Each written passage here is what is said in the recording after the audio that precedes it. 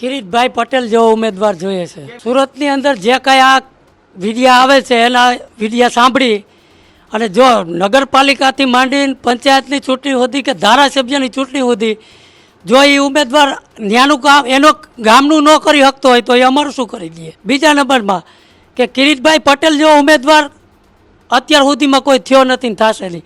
10 વર્ષની અંદર એ નથી તો આવું કામ કરે છે તો એ આવી જાય તો કેવું કામ થાય. ગોપાલ ઇટાલિયને આજ ધર્મ વિરુદ્ધ આવા પ્રચારો કર્યા છે, ધર્મને છંછેડ્યો છે, તો ધર્મ વિરુદ્ધ કોઈ વસ્તુ બોલવી ન જોઈએ એને.